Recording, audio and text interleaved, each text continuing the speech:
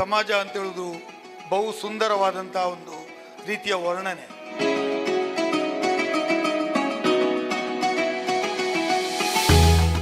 ಎಲ್ಲ ಜನರ ಒಳಿತನ್ನು ಬಯಸುವುದೇ ಮಾನವೀಯತೆಯ ಧರ್ಮ.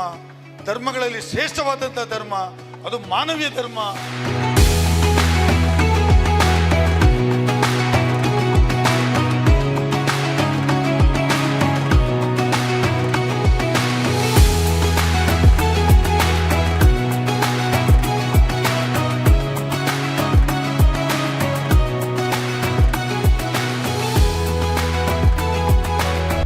ಇವತ್ತು 6:45 ಗಂಟೆಗೆ ನಾವು ಉಪವಾಸವನ್ನು ಬಿಡ್ತಕ್ಕಂಥ ಕಾರ್ಯಕ್ರಮ ಇಫ್ತಾರನ್ನು ಮಾಡಿದ್ದೀವಿ.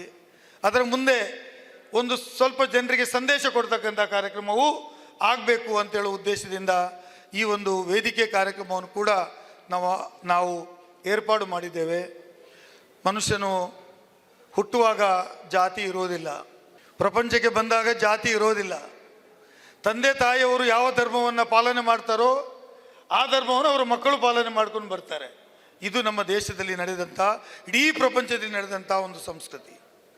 ಇದೇ ಅಪರಾಧ ಅಂತ ಏನಾದರೂ ಹೇಳುವುದಿದ್ರೆ ಅದರಷ್ಟು ದೊಡ್ಡ ಅಪರಾಧ ಬೇರೆ ಇಲ್ಲ ಅಂತ ನಾನು ಹೇಳಲಿಕ್ಕೆ ಬಯಸ್ತೇನೆ. ನಾವು ಯಾರೂ ಎಲ್ಲಿಯೂ ಜಾತಿ ಹೆಸರಿನಲ್ಲಿ ಹುಟ್ಟಿದ್ದೂ ಇಲ್ಲ, ಜಾತಿ ಹೆಸರಿನಲ್ಲಿ ಸಾಯೋದೂ ಇಲ್ಲ. ಬರುವಾಗ ಹೇಗಿದ್ದೇವೋ ಬೆಳೀತೇವೆ, ಸಮಾಜದಲ್ಲಿ ಕೆಲಸ ಮಾಡ್ತೇವೆ, ಮತ್ತು ಒಂದು ದಿವಸ ಈ ಸಮಾಜವನ್ನು ಬಿಟ್ಟು ಹೋಗ್ತೇವೆ. ಅದು ಹೋಗಲೇಬೇಕು, ಅದು ಪ್ರಕೃತಿಯ ನಿಯಮ.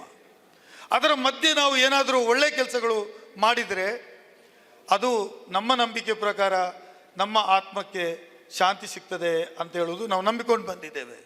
ನಮ್ಮಲ್ಲಿ ಹೇಳುವುದಿದ್ರೆ ಫಾದರ್ ಅವ್ರ ಹತ್ರ ಕೇಳಿದರೆ, ನೀನು ಒಳ್ಳೆಯ ಕೆಲಸ ಮಾಡಿದರೆ ಸ್ವರ್ಗಕ್ಕೆ ಹೋಗ್ತೀಯಾ, ನೀವು ಜನರಿಗೆ ತೊಂದರೆ ಕೊಟ್ಟು ಜನರಿಗೆ ಬೇಡವಾದ ಕೆಲಸ ಮಾಡಿದರೆ ನೀನು ನರಕಕ್ಕೆ ಹೋಗ್ತೀಯಾ ಅಂತ ಹೇಳ್ತಾರೆ.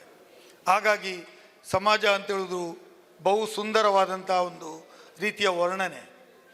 ಯಾರೂ ಶಾಶ್ವತ ಸಮಾಜದಲ್ಲಿ ಇಲ್ಲ. ಯಾರೂ ಶಾಶ್ವತವಾಗಿ 500 ವರ್ಷ ಬದುಕ್ತಾರೆ ಅಂತ ಹೇಳಲಿಕ್ಕಿಲ್ಲ. ಮ್ಯಾಕ್ಸಿಮಮ್ ಅಂದರೆ 100, 110, 120 ವರ್ಷ ಮತ್ತು ಈ ಸಮಾಜವನ್ನು ಬಿಟ್ಟು ಹೋಗಲೇಬೇಕು. ಹಾಗಾಗಿ ಈ ಸಮಾಜದ ಎಲ್ಲ ಜನರ ಒಳಿತನ್ನು ಬಯಸುವುದೇ ಮಾನವೀಯತೆಯ ಧರ್ಮ. ಧರ್ಮಗಳಲ್ಲಿ ಶ್ರೇಷ್ಠವಾದಂಥ ಧರ್ಮ ಅದು ಮಾನವೀಯ ಧರ್ಮ ಅಂತ ಹೇಳುವುದನ್ನು ನಾವೆಲ್ಲರೂ ಒಪ್ಪಿಕೊಳ್ಳಲೇಬೇಕು ಮತ್ತು ಅದಕ್ಕೆ ಸರಿಯಾಗಿ ಪಾಲನೆ ಮಾಡಬೇಕು. ಈ ಕಾರ್ಯಕ್ರಮವನ್ನು ಪ್ರಾರಂಭ ಮಾಡಿ ಇದೀಗ 10 ವರ್ಷ ಆಯಿತು. 6 ವರ್ಷ ಶಾಸಕನಾಗಿದ್ದೆ. 6 ವರ್ಷದಲ್ಲಿಯೂ ನಾನು 3 ಹಬ್ಬಗಳು, ಅದು ಕ್ರಿಸ್ಮಸ್, ದೀಪಾವಳಿ, ರಂಜಾನ್, ಈ 3 ಹಬ್ಬಗಳನ್ನು ಸಾರ್ವಜನಿಕರಿಗೆ ಕರೆದು, ಬಹುಶಃ ದೀಪಾವಳಿಯಲ್ಲಿ ಸುಮಾರು 3,500 ಜನ ಭಾಗವಹಿಸಿದರು. ಅವರ ಸಮುದಾಯಕ್ಕೆ ಸಂಬಂಧಪಟ್ಟಂಥ ಅದು ನೃತ್ಯ ಇರ್ಬೋದು, ಅವರ ಬೇಕಾದ ಎಲ್ಲ ಕಾರ್ಯಕ್ರಮಗಳು, ಅದು ಬೇರೆ ಬೇರೆ ಕಾರ್ಯಕ್ರಮಗಳನ್ನು ಸಂಘಟನೆ ಮಾಡಿದೆ. ತದನಂತರ ಕ್ರಿಸ್ಮಸ್ ಇರ್ಬೋದು, ಆ ಕಾರ್ಯಕ್ರಮವು ಭಾಳ ಸುಂದರವಾಗಿ ಸಾವಿರಾರು ಜನ ಅದರಲ್ಲಿ ಭಾಗವಹಿಸಿದರು.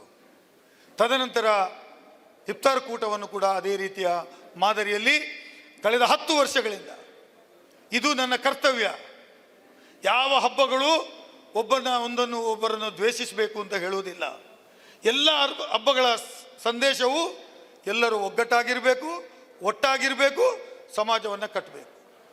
ಇದು ಸಂದೇಶವನ್ನು ಸಾರತಕ್ಕಂಥ 3 ಧರ್ಮದ ಹಬ್ಬಗಳನ್ನು ಆಚರಣೆ ಮಾಡುವ ಮೂಲಕ ನನಗೆ ಮನಸ್ಸಿಗೆ ತೃಪ್ತಿಯನ್ನು ತಂದುಕೊಟ್ಟಿದೆ. ನಮ್ಮ ಜಿಲ್ಲೆಯಲ್ಲಿ ಕರಾವಳಿ ಭಾಗದಲ್ಲಿ ಇವತ್ತು ಸ್ವಲ್ಪ ಕಲುಷಿತ ವಾತಾವರಣ ಇದೆ. ಆ ಸಂದರ್ಭದಲ್ಲಿ ನಾವೆಲ್ಲರೂ ಒಗ್ಗಟ್ಟಾಗಿ ನಿಂತು ನಮ್ಮ ಸಮಾಜ ಬೆಳೀಬೇಕು, ನಮ್ಮ ಮುಂದಿನ ಪೀಳಿಗೆಗೆ ನಾವು ಒಳ್ಳೆಯ ದಾರಿಯನ್ನು ಹಾಕಿಕೊಡಬೇಕು, ನಮ್ಮ ಮುಂದಿನ ಪೀಳಿಗೆಗೆ ಯಶಸ್ವಿನ ಜೀವನ ನಮ್ಮ ಜಿಲ್ಲೆಯಲ್ಲಿ ಕೊಡಬೇಕಾಗಿದ್ದರೆ ನಾವು ಸೌಹಾರ್ದತೆಯನ್ನು ಬಯಸುವುದು ಅತ್ಯಂತ ಅವಶ್ಯಕತೆ ಇದೆ. ಮಂಗಳೂರು ಬೆಳೆಯಬೇಕು, ದಕ್ಷಿಣ ಕನ್ನಡ ಜಿಲ್ಲೆ ಬೆಳೆಯಬೇಕು, ಕರಾವಳಿ ಬೆಳೆಯಬೇಕಾದರೆ ನಮ್ಮಲ್ಲಿ ಸ್ವಲ್ಪ ಮಟ್ಟಿನ ಕೊರತೆ ಇರುವುದು ಸೌಹಾರ್ದತೆ ಮಾತ್ರ ಅಂತ ಹೇಳೋದನ್ನು ನಾವು ಮರೆಯಬಾರ್ದು ಅಂತೇಳೋ ಮಾತನ್ನು ಹೇಳಿ